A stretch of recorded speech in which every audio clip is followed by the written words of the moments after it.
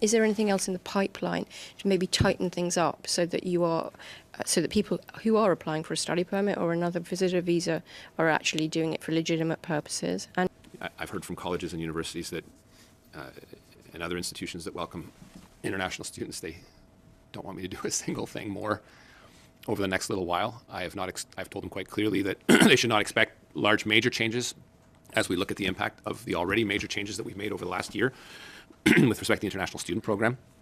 This is an area that thrives on stability, but obviously what we were seeing over the course of the last few years was not acceptable.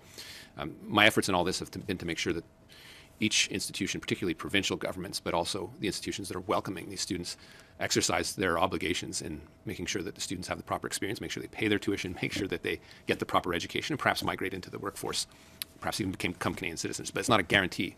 It should not be the selling point. You're here to study, and that should be the basic premise. The article that you published this morning deals with data going into the early part of 2024.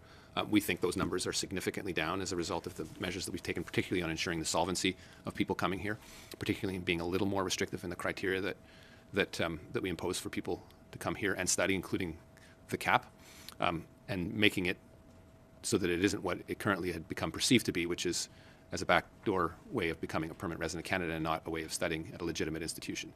Is there more work to do, and are there adjustments? I would think certainly there are a few that I will be looking at over the course of the next few months to make sure that the system has even more integrity than it currently has. So I don't exclude it, but I think I owe it to the institutions and colleges, as well as the students themselves, to make sure that the measures that we're taking currently, additionally, will be a little more surgical. I've heard from colleges and universities that and other institutions that welcome international students, they don't want me to do a single thing more over the next little while. I've told them quite clearly that they should not expect large major changes as we look at the impact of the already major